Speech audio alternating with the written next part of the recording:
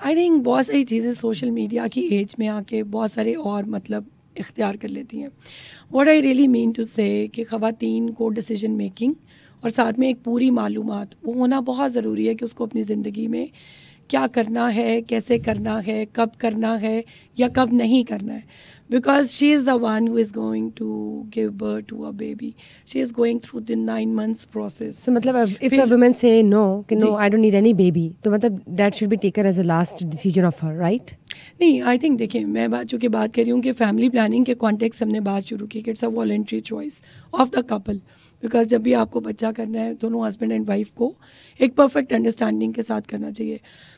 लेकिन जो हमने ज़्यादा ऑब्जर्व किया है चूँकि पेट्रियार्कल सोसाइटीज़ हैं पाकिस्तान के अंदर भी largely it's a patriarchal society और भी बाकी ममालिक अगर आप देखते जाएँ तो उसमें mostly decision making is done by the mails because they are the heads of families. So all I'm just trying to say कि social media के age में it is open for interpretation. हर सेक्टर हर जो segment of society में लोग अपने माने उसको एक्सप्लेन करने के लिए कर लेते हैं. लेकिन जो फैमिली प्लानिंग है essentially it should be done with the mutual consent with lot of respect to women, her health concerns, उसकी जो कंसेंट उसको कब करना है. अब आप इमेजिन करें जब मैं ये बात कर रही हूँ तो तकरीबन एवरी डे 19,500 बच्चे पाकिस्तान में पैदा हो रहे हैं. तकरीबन 1 घंटे में 800 से ज़्यादा बर्थ हो रही होती हैं. और जो ख़वातीन बच्चे पैदा कर रही हैं जिनकी बर्थ में वक्फा नहीं है, तो ये तो अब WHO की तरफ से भी एक डिफाइंड गैप है बिटवीन 2 प्रेगनेंसीज. लेकिन लोग उस वक्फे को भी अडॉप्ट नहीं करें जो कि माँ और बच्चे दोनों की सेहत के लिए इस कदर डेंजरस है. अब आप ये देखें ना कि जब हम बात करते हैं ना शहरी इलाकों की, तो यहाँ पे नॉर्मल डिलीवरीज बहुत कम होती हैं, सी सेक्शंस बहुत ज़्यादा होते हैं. हम जब बात करते हैं देहाती इलाकों की तो वहाँ पे नॉर्मल डिलीवरीज तो ऐसे जैसे बिल्ली ने बच्चे देने हैं. Let's talk about on the table very honest. तो जब आप नॉर्मल डिलीवरी की तरफ उन लोगों को लगा देंगे तो वो उनके लिए तो बहुत ईजी है नेक्स्ट बच्चा करना, तीसरा चौथा, क्योंकि normal delivery gives you a chance to have more babies. I think it's a natural birth. हम शहरी लोग रिस्ट्रिक्शन में आ जाते हैं, रिस्ट्रिक्ट हो जाते हैं, क्योंकि सी सेक्शन आप 3 बच्चे या 2 बच्चे से ज़्यादा आप कर ही नहीं सकते जिसका सी सेक्शन हुआ है. आप जब देहातियों को आप और यहाँ पर एक जैसे कहते हैं ना कि एक माफिया है, आप सी सेक्शन बिला वजह भी कर देते हैं अगर आपकी नॉर्मल डिलीवरी हो रही है. लेकिन देहाती अफोर्ड नहीं कर सकते तो नॉर्मल डिलीवरी किसी तरीके से हो जाती है. खेतों में देख लें, ईंटों में देख लें, दरख्तों के नीचे हो जाती है. And that's it's a hilarious thing as well. तो फिर why wouldn't they get a chance to have more babies the other day, the other month? ये चीज़ उधर रेस्ट्रिक्ट क्यों नहीं कर देते? अगर माफिया उधर चला जाए. बता सकूं कि प्रेगनेंसी या प्रेगनेंसी से पहले की हालत में कितनी ख़वातीन की डेथ हो रही है पूरी दुनिया में.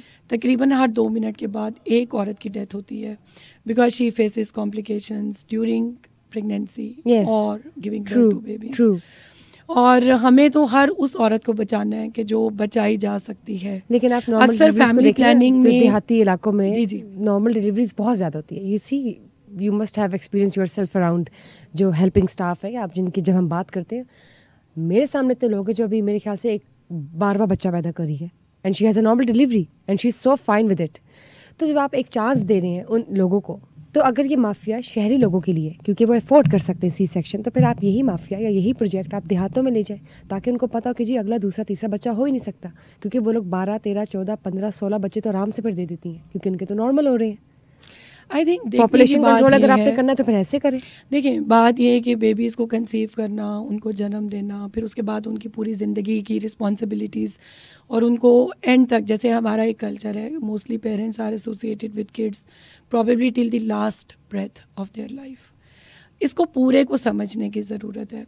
फ्रेंड्स हैं, डॉक्टर्स की प्रैक्टिसेस क्या हैं, एथिकल क्या है, वो उस पर डिबेट हो सकती है. लेकिन आपकी जो आबादी है वो 24 करोड़ से तजावज़ कर चुकी है. आपकी लैंड ने तो इम्प्रूव नहीं करना, लैंड इज़ देयर. तो कैसे आपको ये समझने की ज़रूरत है. बिल्कुल, ये बहुत इंपॉर्टेंट बात यह है कि अब हम उस पॉइंट पे आए हैं where we can understand our conversation better. हमारे नेबरिंग कंट्रीज़ ने क्या किया है, उन्होंने पॉपुलेशन के ग्रोथ रेट को मैनेज किया अपने रिसोर्सेज की ग्रोथ के साथ और अपने रिसोर्सेज को उस लेवल पे भी लेके आए. इकोनॉमिक ग्रोथ भी की है.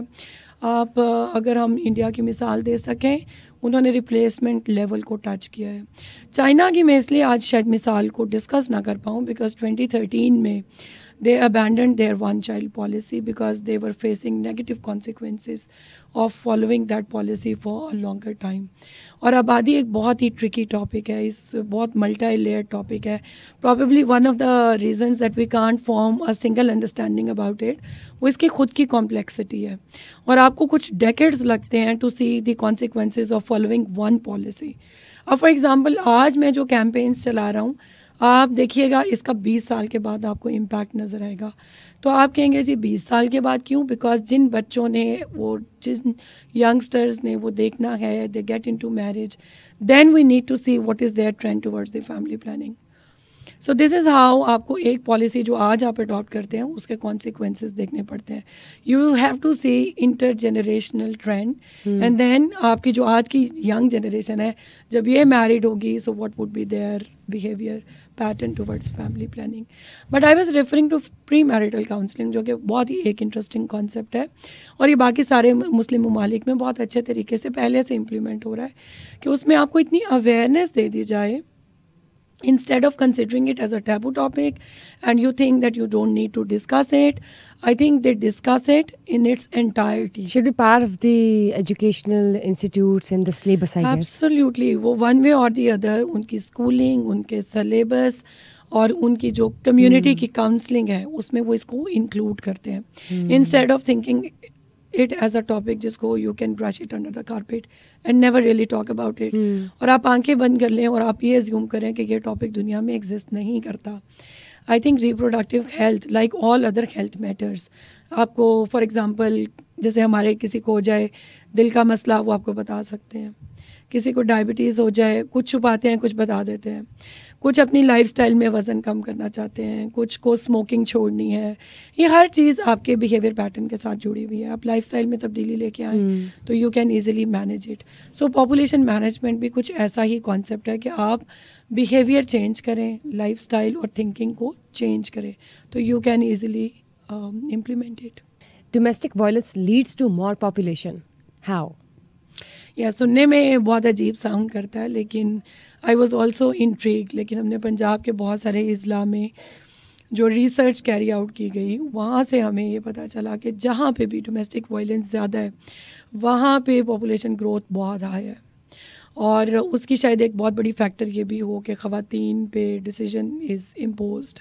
जब आप मारपीट करेंगे, तशद्दुद करेंगे तो इसका ये मतलब है कि आपकी psychological state might not be perfectly sane and you are forced to take such decisions where you actually go and have more babies.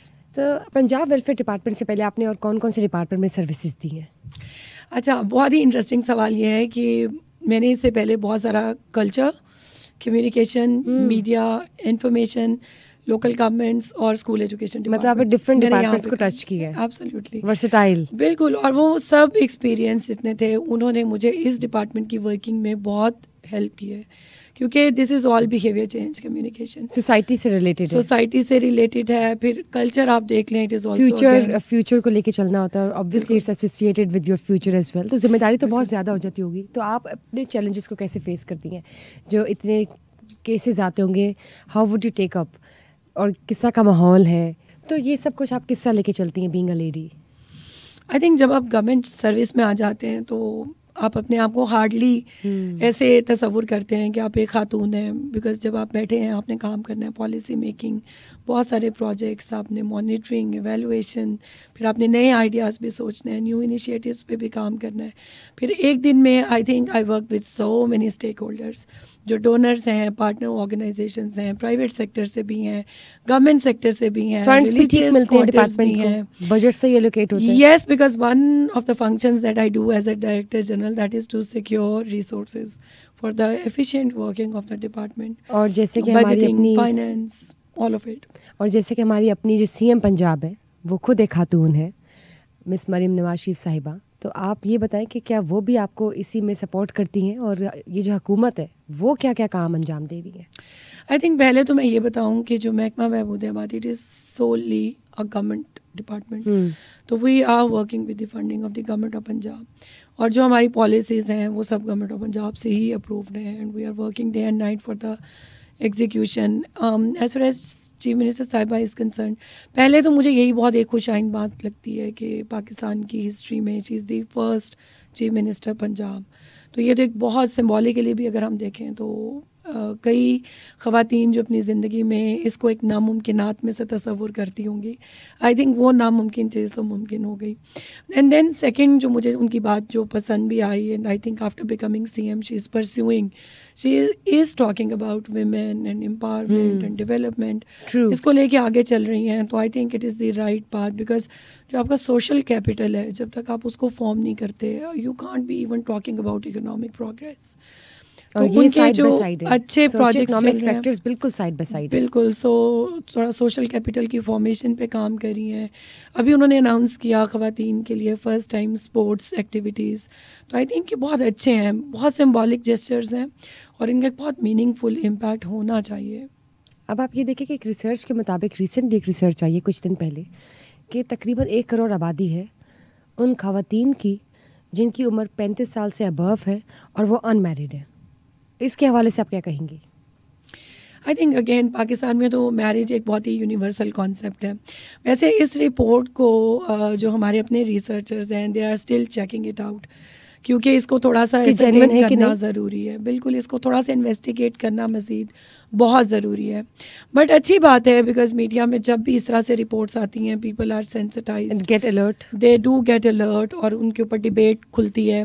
और आई थिंक पॉपुलेशन उस तरह के टॉपिक्स में से, मौज़ूआत में से एक है कि जिसको आप जितना डिस्कस करेंगे, बेशक इसमें बहुत सारी नेगेटिव बातें भी सामने आती हैं, but I would still say कि ये डिबेट बहुत ज़रूरी है, इसको डिबेट होना चाहिए, तभी एक हेल्दी सोसाइटी की तरफ हम मूव कर सकते हैं। और अब आप यूथ को क्या पैगाम देंगी before we wrap up the session, और उन लोगों को जो शादी करने वाली हैं, फैमिली कंट्रोल, फैमिली प्लानिंग और हेल्थ और क्वालिटी लाइफस्टाइल के हवाले से आप उन्हें क्या सजेशंस और एडवाइस देंगी? अच्छा, यूथ तो बहुत ही एक interesting I think age group है और बहुत सारी आपकी एक्सपेक्टेशंस यूथ के साथ अटैच होती हैं और एक एक्टिविज़म भी है यूथ में। पूरी दुनिया में अगर आप देख लें, जैसे एनवायरनमेंट पे बहुत एडवोकेसी और एक्टिविज़म यंगस्टर्स की तरफ से आया, और ऐसे तमाम बाकी भी जो एरियाज़ हैं जिन पे वी फील कि इस पे कुछ बहुत एनर्जेटिक रिस्पांस आना चाहिए। सो लाइक मैनी अदर्स, मेरी भी यूथ से बहुत एक्सपेक्टेशंस हैं और मुझे ये भी लगता है कि शायद वो ऐसे डिसीजन मेकिंग करें जो पास्ट के बहुत सारे डिसीजन से मुख्तलिफ हो, and they prove to be far more responsible and they may also exhibit a positive change in Pakistani society. इंशाल्लाह, आमीन। मुझे ये बताइए, आप एक वर्किंग लेडी हैं, तो अपने घर को कैसे मैनेज करती हैं, हस्बैंड को और बच्चों को कैसे मैनेज करती हैं? I think work life balance ये एक बस ऑन गोइंग स्ट्रगल की तरह है, but discipline is the only thing. आप टाइम मैनेजमेंट करें, जिस तरह पॉपुलेशन मैनेजमेंट इसी तरह टाइम मैनेजमेंट। और दूसरी चीज़ ये है कि अगर आप डिसिप्लिन्ड हैं सो दोनों चीज़ें अच्छे से मैनेज हो जाती हैं। But I would like to give lot of credit here to my family.